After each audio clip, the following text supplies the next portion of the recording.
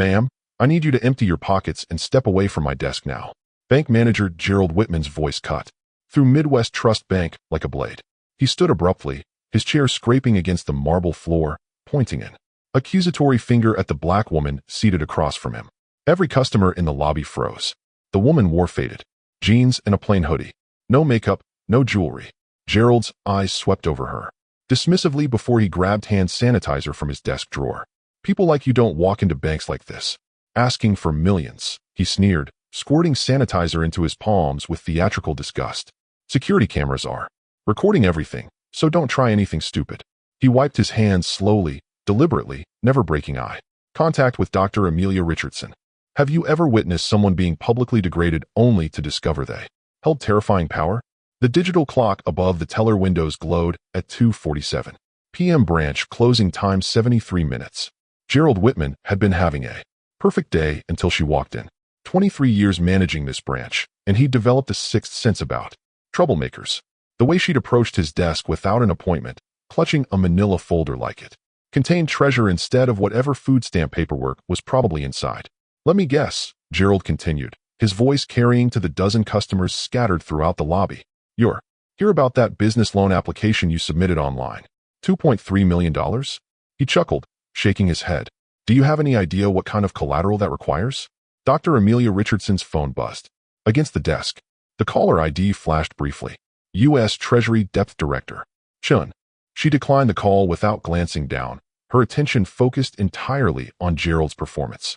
Sir, perhaps we could discuss this privately, she said quietly. Oh, I think transparency is important in banking, Gerald replied loud enough for the elderly white woman at the next desk to hear clearly. Mrs. Patterson, a longtime customer, looked visibly uncomfortable, but remained silent. Near the corner ATM, 17-year-old Zoe Chun held her phone steady, live streaming to her 200 followers. The viewer count climbed steadily. 347, 521, 698. Comments flooded the screen faster than she could read them. Is this really happening? Someone call the news. Get his name and badge number. Maria Gonzalez, a 24-year-old teller behind bulletproof glass, watched the scene unfold with growing horror. She'd worked here 18 months, sending money home to her family in El Salvador. Speaking up meant risking her job. Staying silent meant watching injustice happen 3 feet away. Gerald opened Amelia's loan application with exaggerated ceremony. Says here you want to open a community development fund. Invest in minority-owned businesses. He looked up with mock concern. That's very ambitious, but banks deal in reality, not charity cases. Security guard David Torres shifted near the entrance. Something about the woman seemed familiar, but he couldn't place it. The way she carried herself, calm, authoritative, like someone accustomed to being the most important person in any room. Her posture never changed. Despite Gerald's escalating theatrics, these people always aim too high, Gerald muttered to his assistant manager loud enough for everyone to hear. It's like they watch too much TV and think success just happens. Amelia's black leather portfolio rested on her lap. Inside, barely visible through the partially opened zipper, was what appeared to be an American Express Centurion card. The mythical black card that required spending $250,000 annually just to qualify. The live stream hit 1,200 viewers. Zoe adjusted her angle to capture Gerald's increasingly animated gestures. Ma'am, I'm trying to save you embarrassment, Gerald continued. Community development funds require extensive financial backing, proven track records, connections to established institutions. He gestured around the marble lobby. This isn't the kind of place where people just walk in off the street with big dreams. Mrs. Patterson finally spoke up. Excuse me, but is this really necessary? Can't you discuss her application privately? Gerald turned toward the elderly woman with practiced patience. Mrs. Patterson, I appreciate your concern, but we have protocols to protect our legitimate customers from potential fraud situations. The word fraud rippled through the lobby like electricity. Other customers began pulling out phones. The live stream viewer count jumped to 2,100. Amelia's phone buzzed again. This time the caller ID read FBI Special Agent Williams. Again, she declined without looking. Sir, she said, her voice remaining steady. I believe there's been a misunderstanding about my qualifications. Oh, I understand perfectly, Gerald replied. You filled out an online application. Probably heard about some government program that makes banks loan money to people who can't pay it back and figured you'd try your luck. He stood up, his 6 feet 2 inches frame towering over her seated position. The thing is, we actually verify information here. We check references. We look at real bank statements, not whatever printouts you brought in that folder. David Torres took a step closer. His 15 years in security had taught him to recognize when situations were about to spiral out of control. The woman's composure was remarkable, almost supernatural. Most people would be shouting by now or crying or storming out. She sat like someone waiting for a delayed flight, mildly inconvenienced, but not particularly concerned. I think, Gerald announced to the entire lobby, we need to involve the authorities. We've had several incidents lately with people attempting to use false documents for large loan applications. The live stream exploded with comments. Viewer count 3,847. Call the police on him. This is 2024, not 1924. Someone doxed this racist, Zoe whispered into her phone. Y'all, this is getting crazy. The manager is literally calling the cops on this woman for applying for a business loan. Maria Gonzalez watched Amelia's reaction through the bulletproof glass. Still no emotion, no anger, no fear, just patience. Like someone who knew something nobody else did. Gerald reached for his desk phone. I'm calling 911. We have protocols for suspicious activity. Sir, Amelia said quietly. Are you certain that's your best option? Something in her tone made Gerald pause, his hand hovering over the receiver. For a split second, doubt flickered across his face. Then his arrogance returned. Ma'am, I've been doing this for 23 years. I know exactly what I'm dealing with. He lifted the phone and began dialing. The digital clock read 3:15 p.m. branch closing 45 minutes. Gerald's call to 911 had been brief and theatrical. Midwest Trust Bank, 455 Commerce Street. We have a suspicious individual attempting financial fraud. Black female, approximately 40, refuses to leave premises after loan denial. Dr. Amelia Richardson listened to every word. Without flinching, her dark eyes tracked Gerald's movements as he hung up, clearly pleased with his performance. Officers will be here in 10 minutes, he announced to the lobby. Ma'am, I strongly suggest you gather your things and leave voluntarily before this becomes a criminal matter. The live stream had exploded. Zoe Chin's viewer count hit 8,200 with comments. Scrolling so fast they blurred together. She'd started a second hashtag. Midwest Trust Racism. Local Twitter accounts were already sharing clips. This manager is insane. Someone called Channel 7 News. Where is this bank we need to boycott? 3 blocks away, Channel 7 reporter Jessica Park received the tip from her news director. Possible discrimination incident at Midwest Trust Commerce Street. Viral video building. Get there. Now. Back in the bank, Maria Gonzalez had made a decision. She approached her supervisor, assistant manager Kevin Walsh, who'd been watching the scene from behind the teller counter. Kevin, this isn't right, she whispered. The woman hasn't done anything wrong. She just applied for a loan. Kevin, a nervous 28-year-old who'd been promoted beyond his competence, shook his head rapidly. Maria, Gerald knows what he's doing. We don't interfere with management decisions. But what if a corporation finds out? What if this goes viral? It won't, Kevin said, though his voice lacked conviction. Gerald's been here longer than both of us combined. Mrs. Patterson had heard enough. At 73, she'd banked with Midwest Trust for 41 years, keeping substantial retirement accounts that made her opinions valuable to management. She stood up from her desk, her designer handbag clutched firmly. Excuse me, young man, she called to Gerald. I'm Mrs. Elizabeth Patterson, account number 4471 to 9923. I've been a customer here since 1983. Gerald's demeanor shifted instantly. Mrs. Patterson represented the kind of client who made his performance reviews shine. Wealthy, established, connected to the community's power structure. Mrs. Patterson, of course. How can I help you? You can explain why you're treating this woman like a criminal for applying for a business loan. The challenge hung in the air. Gerald felt the weight of multiple phone cameras pointed at him. The live stream audience now approaching 12,000 viewers and Mrs. Patterson's steely gaze. Ma'am, with all due respect, we have security protocols. Security protocols for what? She's sitting quietly at your desk with paperwork. Dr. Amelia Richardson spoke for the first time in several minutes. Mrs. Patterson, I appreciate your support, but I can handle this situation. Something in her tone made David Torres step closer. 28 years of security work, military, corporate, federal contracts, had trained him to recognize authority. The way she said, I can handle this, wasn't defensive or hopeful. It was matter of fact, like someone stating they could handle their own luggage. Gerald sensed the mood shifting. The live stream misses. Patterson's intervention and the growing crowd of onlookers were creating pressure he hadn't anticipated. Time to regain control. Ladies and gentlemen, he announced loudly, I understand this looks uncomfortable, but we have a responsibility to protect legitimate customers from potential fraud schemes. This individual submitted a loan application for $2.3 million with insufficient documentation. Amelia opened her black leather portfolio.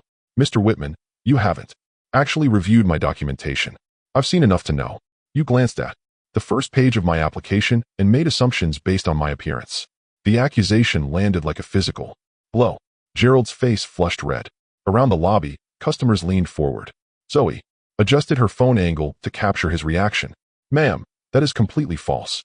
I review every application with the same professional standards. Then review mine. The simplicity of her challenge created an impossible situation. If Gerald refused, he'd look prejudiced in front of cameras. If he accepted, he'd have to admit he'd been performing for the audience rather than doing his job. Fine, he said through gritted teeth. But when the police arrive and find discrepancies in your documents, don't blame me for following protocol.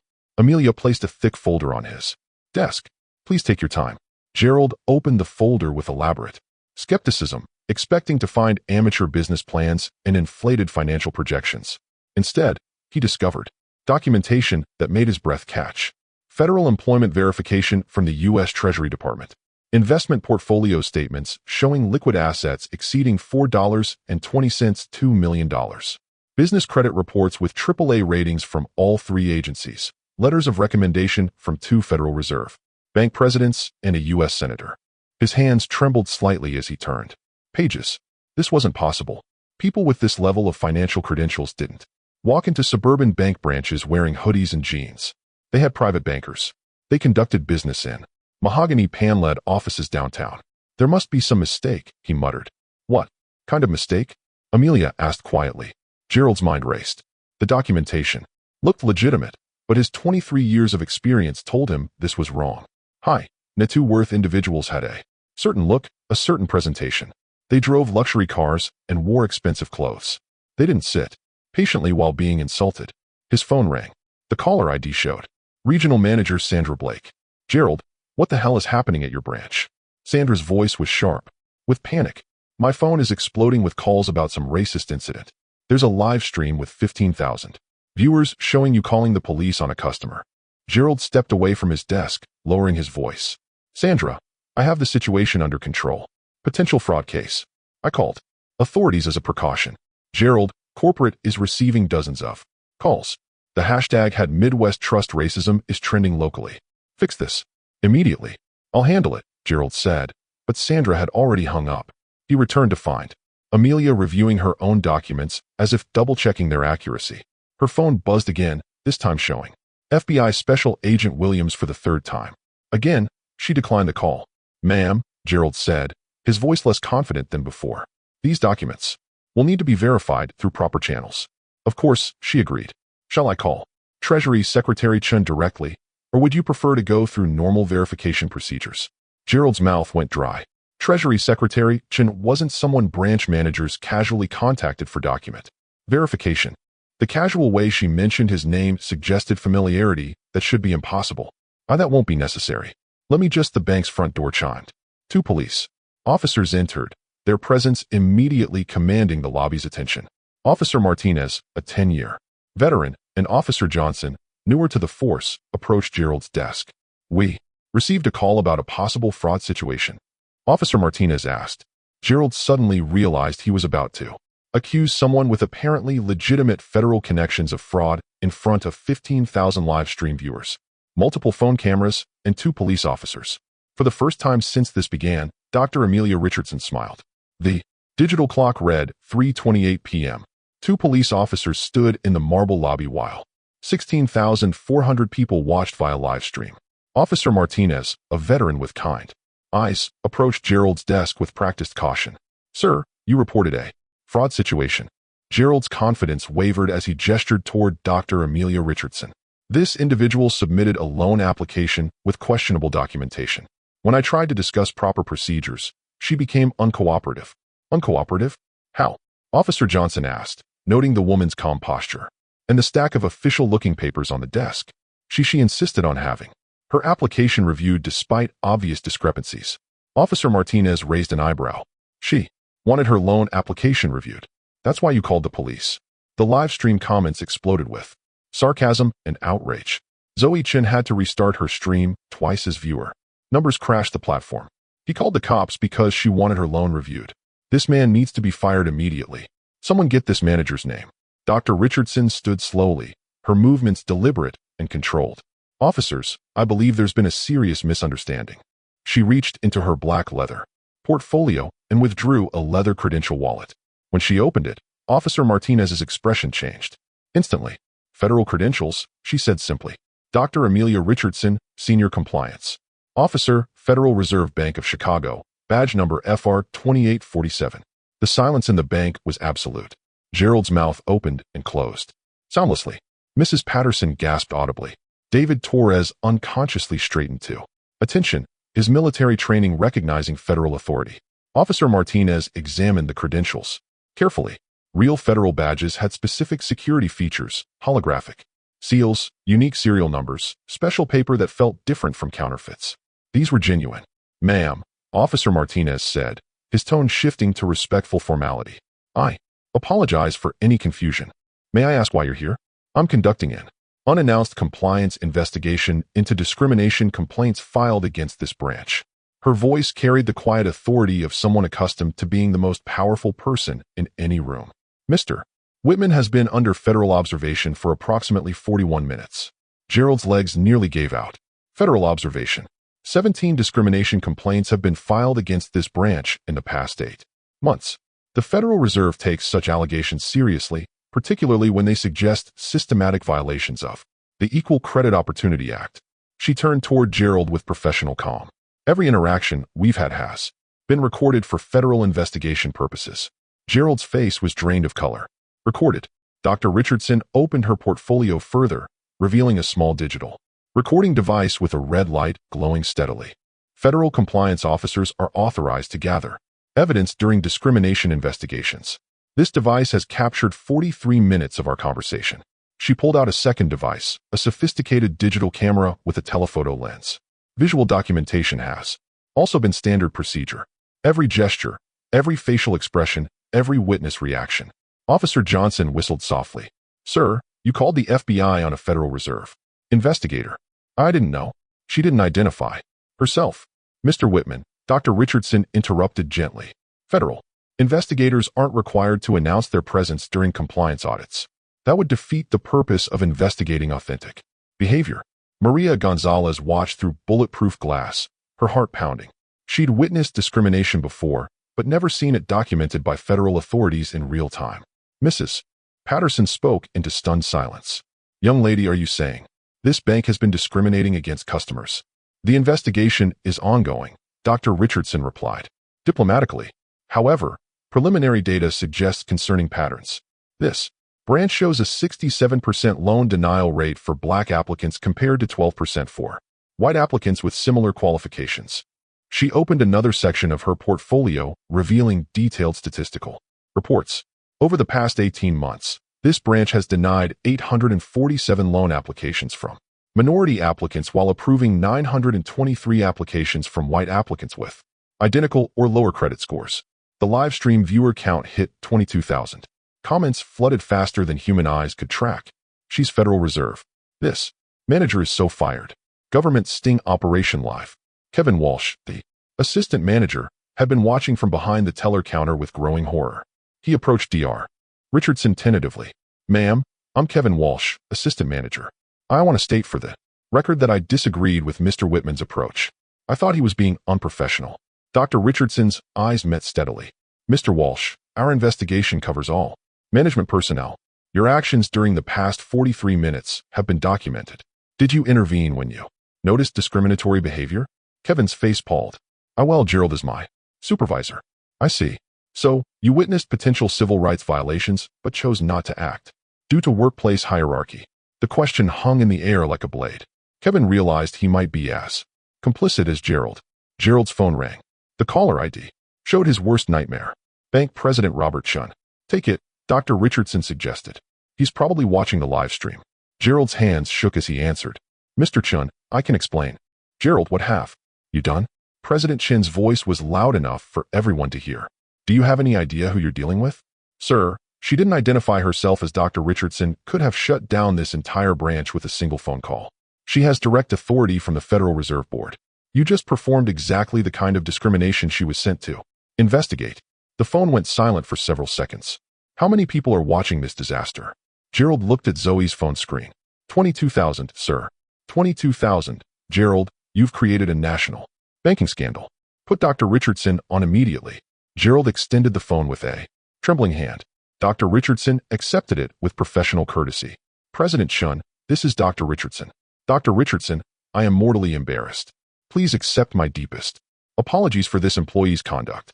How can we remedy this situation? We'll discuss remediation after I complete my investigation. However, I should mention that this interaction has been witnessed by approximately 22,000 people via live stream, with clips being shared across multiple social media platforms. More silence from the phone. Are we looking at federal penalties? The Equal Credit Opportunity Act carries fines ranging from $50,000 to $300,000 per documented violation. Today's interaction alone constitutes multiple violations. The broader investigation suggests systematic issues that could result in criminal referrals. Dr. Richardson pulled out her phone and showed the screen to Officer Martinez. I should also mention that I've been in contact with the FBI Financial Crimes Division throughout this investigation. Officer Martinez stepped forward. Dr. Richardson, do you require any assistance with your federal investigation? Thank you, Officer Martinez. Actually, yes. She turned toward Gerald with devastating calm. Mr. Whitman called the FBI claiming I was committing fraud. Perhaps you could contact Agent Williams and let him know the situation has been resolved. Agent Williams? Officer Johnson asked. Special Agent Marcus Williams, Financial Crimes Division. He's been expecting my call. She showed them her phone, revealing missed calls from FBI Special Agent Williams over the past hour. Officer Martinez understood immediately. You've been in contact with federal investigators this entire time. Agent Williams has been tracking this compliance investigation. When Mr. Whitman called 911, federal protocols required Agent Williams to respond. He's currently 3 minutes away. Gerald sank into his chair as the full scope of his mistake became clear. He'd called the FBI to arrest a federal investigator who was already working with the FBI on a discrimination case against his bank. David Torres approached Dr. Richardson's desk. Ma'am, I need to apologize. I recognize something familiar about you, but couldn't place it. I should have realized you were law enforcement. Mr. Torres, your military background is noted in our file. Former Army MP, correct? Yes, ma'am. 12 years. Your restraint during this situation has been professional. Unlike some others present, you didn't participate in discriminatory behavior. The distinction wasn't lost on Gerald or Kevin. Dr. Richardson addressed the entire lobby. Ladies and gentlemen, I want to clarify the scope of what you've witnessed. This wasn't simply rude customer service. Under federal banking law, what occurred here constitutes multiple violations of civil rights legislation. She enumerated on her fingers: discriminatory lending practices, violation of Equal Credit Opportunity Act, potential criminal civil rights violations under Title 8 of the Civil Rights Act, filing false police reports about federal investigators. The front door chimed again. A tall, black man in a dark suit entered, moving with the confident stride of federal law enforcement. His eyes swept the lobby, taking in the phone's recording, the police officers, and the crowd of customers. Special Agent Marcus Williams approached Dr. Richardson's position. When he reached her, he straightened and gave a crisp salute. Dr. Richardson, ma'am, Agent Williams, Financial Crimes Division. I apologize for the delayed response. 22,000 live stream viewers watched a federal agent salute the woman Gerald had tried to humiliate. Gerald's career ended at that moment. Agent Williams turned toward the police officers. Officers, thank you for responding. This is a federal compliance investigation. Dr. Richardson has full authority here. He faced Gerald directly. Sir, are you the manager who called the FBI claiming Dr. Richardson was committing fraud? Gerald couldn't form words because filing false reports about federal investigators constitutes obstruction of justice under Title 18, Section 1505 of the U.S. Criminal Code. That's a federal felony carrying up to 5 years imprisonment. The live stream chat exploded with fire emojis and shocked face reactions. Zoe Chin whispered into her phone. Y'all, this manager might actually get arrested by the FBI. Dr. Richardson raised a hand diplomatically. Agent Williams, Mr. Whitman, was unaware of my federal status. However, his behavior during this investigation has been thoroughly documented. She addressed Gerald directly for the first time since revealing her identity. Mr. Whitman, you made several statements about people like me in my type of financial situation. You suggested I would be more comfortable at a check cashing store. You called the police when I requested a loan application. Review. This behavior occurred while I presented legitimate federal employment credentials and documentation showing liquid assets exceeding $4 million. Gerald's mouth moved soundlessly. Your actions today have been witnessed by thousands of people and documented with federal-grade recording equipment. This evidence will be submitted to the Federal Reserve Board, the Department of Justice Civil Rights Division, and the Office of the Comptroller of the Currency. Mrs. Patterson spoke into stunned silence. Dr. Richardson, what happens to customers who were discriminated against previously? Excellent question. The Federal Reserve will require this bank to review every loan denial from the past 24 months. Customers who were improperly denied will receive priority reconsideration and potential compensation for damages. Agent Williams consulted his phone. Dr. Richardson, I should mention that this live stream has been shared by Congressman Davis and Senator Washington. They're requesting immediate congressional briefings on banking discrimination. The scope of Gerald's disaster expanded beyond his comprehension. Congressional attention meant national media coverage, federal hearings, and regulatory scrutiny that could affect the bank's federal charter. President Chin's voice crackled through Gerald's phone, which was still lying on the desk. Dr. Richardson, I'm en route.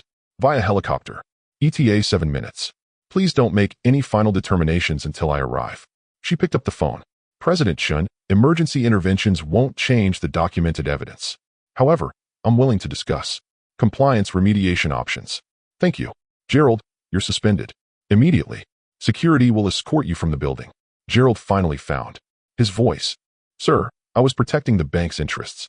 You just cost this bank millions in regulatory fines and created a national scandal. You're terminated with cause, effective, immediately. Kevin, you're suspended pending investigation. Maria Gonzalez is promoted to interim branch manager. The line went dead. 22,000 people had watched a bank manager's career implode in real time because he couldn't see beyond the color of a customer's skin.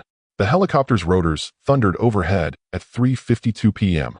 Through the floor-to-ceiling windows, customers watched a sleek corporate aircraft descend onto the bank's parking lot, scattering autumn leaves and drawing stares from gathering news crews. Bank President Robert Chun emerged in a $3,000 suit flanked by two corporate attorneys and chief legal counsel Sarah Kim.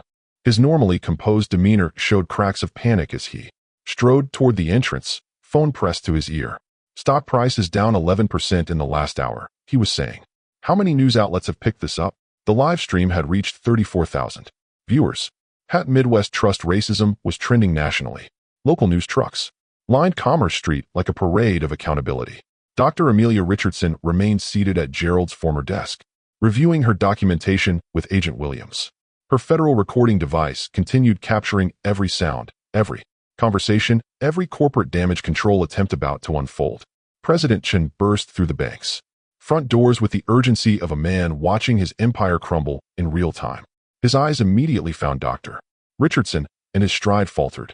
She looked exactly like what she was, a senior federal official who just documented systematic discrimination at his flagship branch. Dr. Richardson, he said, approaching with the careful respect reserved for people who could destroy careers with a phone call. I'm Robert Chun, bank president. I cannot express how deeply sorry I am about this incident. She stood with professional courtesy. President Chun, I believe we need to discuss your institution's compliance with federal banking regulations. Absolutely. Should we move to a private conference room? No. This investigation began in public view. Resolution. Discussions will continue the same way. Chin's corporate attorneys exchanged worried glances. Public negotiations meant no ability to control messaging or limit legal exposure. Agent Williams stepped forward. President Chun, I'm Special Agent Williams, FBI Financial Crimes Division. We need to discuss potential criminal violations stemming from today's events. Criminal violations. Dr. Richardson opened her portfolio and withdrew a thick federal compliance manual. Mr. Chun, your employee, Gerald Whitman, violated multiple sections of the Equal Credit Opportunity Act while under federal observation. Let me be specific. She turned to a marked page. Section 102.4. prohibits discriminatory treatment based on race. Mr. Whitman explicitly stated that people like me should use check cashing stores instead of banks. Chun winced visibly. Section 1002.9 requires equal treatment in loan application processing. Mr. Whitman refused to review my complete application based on my appearance. The live stream audience watched a federal compliance officer systematically dismantle a bank. President's Day. Section 102.14 prohibits discouraging applications. Mr. Whitman actively discouraged my loan application and suggested I was attempting fraud. Chen's lead attorney, David Park, stepped forward. Dr. Richardson, perhaps we could discuss settlement parameters. Mr. Park, this isn't a civil matter requiring settlement. These are federal regulatory violations requiring remediation and potential criminal referrals. She pulled out a second document. Your bank's lending data shows systematic discrimination patterns. Over 18 months, this branch denied loans to 67% of black applicants versus 12% of white applicants with identical credit profiles. Those numbers, Chun started, are from your own internal reports submitted quarterly to the Federal Reserve. The pattern is mathematically impossible without intentional discrimination. Agent Williams consulted his tablet. President Chun, these statistics suggest systematic civil rights violations under Title VIII that carries criminal penalties, including imprisonment for bank officers who facilitate discriminatory practices. The corporate legal team huddled briefly. Sarah Kim emerged as their spokesperson. Dr. Richardson, what remediation does the Federal Reserve require? Excellent question. Dr. Richardson pulled out a prepared list. Option 1, immediate federal intervention. We freeze your assets, launch criminal investigations, and refer this matter to the Department of Justice Civil Rights Division. Chen's face went white. Option 2, comprehensive compliance restructuring. Under federal oversight. This includes specific requirements. She enumerated. Systematically. First, immediate termination of all personnel involved in discriminatory practices. Mr. Whitman and Assistant Manager Walsh are permanently banned from banking. Industry employment. Kevin Walsh, who'd been watching from the teller area, slumped against the counter. Second, establishment of a $5 million community development fund specifically for minority business loans administered by independent oversight. Chen's attorneys scribbled notes frantically. Third, mandatory bias. Training for all employees conducted by federal contractors with quarterly testing requirements. Failure results in immediate termination. Mrs. Patterson, still recording with her phone, nodded approvingly. Fourth, installation of real-time discrimination monitoring software that flags potential bias incidents and reports directly to federal regulators. Fifth, quarterly community audits, conducted by independent civil rights organizations with results published publicly. The scope of federal oversight was staggering. Chen realized his bank would operate under microscopic scrutiny for years. Sixth, immediate review of every loan denial from the past 24 months. Customers who were improperly denied receive priority reconsideration and compensation for damages. Agent Williams added, President Chun, these requirements are non-negotiable. Dr. Richardson has documented evidence of systematic discrimination. The alternative is criminal prosecution and potential loss of your federal banking charter. Chun understood the mathematics of survival. Fighting federal regulators meant certain destruction. Compliance meant expensive humiliation, but continued existence. Dr. Richardson, we accept your remediation requirements. Excellent. However, implementation begins immediately. She turned toward Maria Gonzalez, who was still standing behind the teller counter. Miss Gonzalez, please step forward. Maria approached nervously. Miss Gonzalez, you're promoted to branch manager. Effective immediately. Your first responsibility is implementing federal compliance requirements. The 24-year-old teller, who'd been afraid to speak up an hour ago, was suddenly running the branch where she'd been marginalized. Your second responsibility is hiring a diverse management team that reflects this community's demographics. Dr. Richardson addressed the entire lobby. Ladies and gentlemen, you've witnessed systematic discrimination, being challenged and defeated through legal channels. This is how institutional change happens, through documentation, evidence, and federal enforcement. Zoe Chun, whose live stream had started this avalanche, raised her hand. Dr. Richardson, will other banks face similar investigations? Ms. Chun, your documentation today has been invaluable. The Federal Reserve is launching comprehensive audits of banking discrimination nationwide. Institutions with similar complaint patterns will receive unannounced compliance visits. The implication was clear. Today's investigation was part of a broader federal initiative to eliminate discriminatory lending practices. Chen's phone buzzed constantly. Calls from board members, investors, and crisis management firms. The stock price continued falling as news outlets picked up the story. President Chen, Dr. Richardson continued, "Your cooperation today will be noted in our federal report. However, compliance monitoring will continue indefinitely." "I understand completely." Agent Williams stepped forward. "President Chen, there's one additional matter." Gerald Whitman filed a false police report claiming Dr. Richardson was committing fraud. The FBI takes false reports about federal investigators seriously. Agent Williams, "Mr. Whitman is terminated and banned from banking. Will cooperate fully with any criminal investigation." Dr. Richardson closed her portfolio with decisive finality. "President Chen, you have 72 hours to implement Phase 1 of compliance restructuring. Federal monitors will arrive Monday morning. We'll be ready." She turned toward the assembled customers, many still recording with phones. "Thank you all for your patience during this federal investigation. Your witness testimony has been crucial for ensuring accountability." Mrs. Patterson spoke up. "Dr. Richardson, how can ordinary customers help prevent discrimination? Document everything. Record when safe to do so. File complaints with federal regulators. Discrimination thrives in darkness but withers under public scrutiny." Agent Williams gathered his equipment. "Dr. Richardson, shall I file the federal report? Submit it within the hour. Include all video evidence, audio, recordings, and witness statements." She looked around the marble lobby one final time, at Maria Gonzalez, who was already reviewing management procedures, at David Torres, who stood prouder knowing he'd witnessed justice, at the customers, who'd learned their voices mattered, at the empty desk where Gerald Whitman's career had ended. "Ladies and gentlemen, systematic change requires both individual courage and institutional accountability. Today you provided the courage. Federal oversight will ensure the accountability." The helicopter rotors started spinning again outside. President Chen would return to corporate headquarters facing the most expensive compliance restructuring in banking history. But Dr. Amelia Richardson's work was complete. She documented discrimination, forced institutional change, and demonstrated that quiet competence ultimately defeats loud prejudice.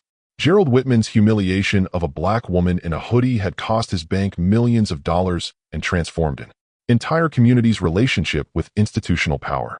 6 weeks later, the transformation was undeniable. Maria Gonzalez stood behind the same marble counter where she'd once counted money. In silence, now wearing a crisp manager's blazer and reviewing loan applications with newfound authority. The nameplate on Gerald's former desk read, "Maria Gonzalez, branch manager," in bold letters. "Mrs. Patterson, your grandson's small business loan has been approved," she announced to the elderly woman who'd become the branch's most vocal advocate for fairness. 2.1% interest rate. Exactly what we discussed. Mrs. Patterson beamed. "Maria, you've transformed this place completely." The changes were visible everywhere. Digital monitors displayed real-time diversity metrics, loan approval rates by demographic, customer satisfaction scores, and compliance ratings that updated hourly. The AI monitoring system Dr. Richardson had mandated flagged potential bias automatically, sending alerts to federal regulators within minutes. David Torres had been promoted to Community Relations Coordinator, his military bearing now channeled into building trust with customers who'd previously avoided the bank. His office wall displayed certificates from federal diversity training alongside photos of community events. "Mr. Williams, your loan application looks excellent," Torres told a young black entrepreneur seeking startup capital. "Maria can walk you through approval within 24 hours. The $5.2 million Community Development Fund had already approved 43 minority-owned business loans, creating 156 new jobs in surrounding neighborhoods. Success stories filled local newspapers. The Honduran family opening a restaurant. The black teenager launching a tech startup. The elderly Vietnamese woman expanding her tailoring business. Dr. Richardson's federal monitoring had revolutionized more than just lending practices. Customer service scores had improved 340% as employees underwent mandatory bias training every quarter. The anonymous reporting system logged complaints that were investigated within 48 hours. Gerald Whitman's fate served as industry-wide warning. Banned permanently from banking, he'd taken a door-to-door insurance job, paying one-third of his former salary. Local news outlets occasionally featured him as a cautionary tale about workplace discrimination. Kevin Walsh faced federal investigation, but avoided criminal charges by cooperating fully with compliance restructuring. He worked now as a customer service representative at a credit union. His management ambitions permanently derailed. The ripple effects extended far beyond Midwest Trust Bank. Dr. Richardson's live-streamed investigation had triggered congressional hearings on banking discrimination. Senator Washington used the viral video during committee testimony, forcing regulatory agencies to audit 847 financial institutions nationwide. 12 other banks had implemented identical monitoring systems preemptively. Recognizing that federal compliance visits were inevitable, the American Bankers Association issued new guidelines explicitly prohibiting discriminatory language and requiring real-time bias training. Zoe Chun, whose live stream started the avalanche, had parlayed her documentation skills into a journalism internship with the Federal Reserve's Public Affairs Division. Her phone recorded the moment that changed everything, now sat in the Smithsonian's Civil Rights Collection. This shows how individual actions can create systematic change, she explained to visitors during guided tours. One person refusing to accept discrimination can transform entire industries. Wow, the transformation wasn't merely procedural. It was cultural. Branch employees who'd once whispered about certain customers now actively recruited minority-owned businesses. Loan officers celebrated diversity metrics alongside profit margins. Maria Gonzalez had hired a management team reflecting the community's demographics, a Somali assistant manager, a Latino loan officer, and a Black customer service director. Decision-making conversations now included perspectives that had been systematically excluded. The quarterly community audits mandated by federal oversight had become celebrations rather than inspections. Independent civil rights organizations consistently rated the branch among the top 5% nationally for inclusive banking practices. Financial results exceeded all projections. Minority business loans showed lower default rates than traditional lending, generating profits that silenced corporate skeptics. The Community Development Fund had become a model replicated by banks across 12 states. President Chun, initially humiliated by the public compliance restructuring, now spoke at banking conferences about diversity as competitive advantage. The viral incident that threatened his career had ultimately enhanced his reputation as a leader willing to address systematic problems. Dr. Richardson's intervention saved our institution, he admitted during a Harvard Business School case study interview. We were practicing discrimination that was morally wrong and financially stupid. The Federal Reserve's broader investigation had revealed discriminatory patterns at 23% of audited banks, resulting in $847 million in fines and compliance costs. But institutions that embraced inclusive practices showed improved customer satisfaction and higher profitability. Mrs. Patterson, now 74, had become an unofficial community advocate, attending every quarterly audit and speaking at banking conferences about customer perspectives on discrimination. That day taught me that ordinary people have extraordinary power when they refuse to accept injustice, she reflected. Dr. Richardson showed us how quiet courage defeats loud prejudice. The branch's success attracted attention from international banking organizations studying American diversity initiatives. Delegations from Canada, the UK, and Germany toured the facility, learning how federal oversight could eliminate discriminatory practices. Most importantly, the transformation had restored community trust. Customers who'd avoided banks for decades now opened accounts confidently. Small business owners applied for loans without fear of judgment. The institution had evolved from a symbol of exclusion into a catalyst for economic empowerment. Dr. Richardson's 43-minute investigation had created permanent change affecting thousands of lives across multiple communities. Proof that systematic discrimination could be defeated through documentation, courage, and unwavering commitment to justice. 2 years later, Dr. Amelia Richardson's name had become synonymous with quiet revolution. The Federal Reserve promoted her to Director of National Banking Compliance, overseeing discrimination investigations across all 50 states. Her methodology, unannounced audits documented through Federal recording equipment, had become standard protocol. For civil rights enforcement, Gerald Whitman's 43-minute humiliation had sparked the most comprehensive banking reform since the Civil Rights Act. The Richardson Protocol now required real-time bias monitoring at 2,847 financial institutions nationwide. Forbes featured Dr. Richardson on their Most Powerful Women cover. But the image that resonated most was still Zoe Chin's live stream. A black woman in a hoodie, calmly dismantling institutional racism with federal credentials and unshakable dignity. Maria Gonzalez managed 7 branches now. Her promotion trajectory accelerated by proven results in inclusive banking. The Community Development Fund she'd administered had created $412 minority-owned businesses, generating $23 million in local economic activity. These are the real-life stories that matter. Black stories of quiet power overcoming loud prejudice. Touching stories that prove individual courage can defeat systematic oppression. The viral video continued, generating impact. Congressional testimony referenced Dr. Richardson's investigation during banking regulation hearings. Law schools used the incident as a case study in civil rights enforcement. MBA programs analyzed the financial benefits of inclusive lending practices. But the most powerful legacy lived in transformed communities. Families who'd been denied mortgages unfairly received priority reconsideration. Small business owners secured startup capital that had been systematically withheld. Economic opportunity flowed, where discrimination had once created artificial barriers. Mrs. Patterson, now 76, served on the Federal Reserve's Community Advisory Board, ensuring that customer perspectives shaped banking policy at the highest levels. Her voice carried the authority of someone who'd witnessed injustice challenged and defeated. Dr. Richardson showed us that documentation defeats discrimination. She testified before Congress. When good people record bad behavior, systematic change becomes inevitable. The broader implications extended beyond banking. Dr. Richardson's approach, methodical documentation, federal authority, public accountability, had been adopted by civil rights investigators in housing, employment, and education. Life stories like these remind us that ordinary moments can generate extraordinary change. One woman's refusal to accept humiliation had restructured an entire industry's relationship with racial equity. Today, discrimination complaints in banking have decreased 67% nationally. Minority business lending has increased 89%. The economic empowerment Dr. Richardson documented in that marble lobby has spread across thousands of communities. These touching stories prove that justice isn't abstract. It's personal, immediate, and achievable when courage meets documentation. Have you witnessed discrimination in banking, retail, or public spaces? Share your story in the comments below. Record evidence when safe to do so. Your voice matters. Your documentation could be the catalyst for someone else's justice. Real-life stories of courage inspire others to act.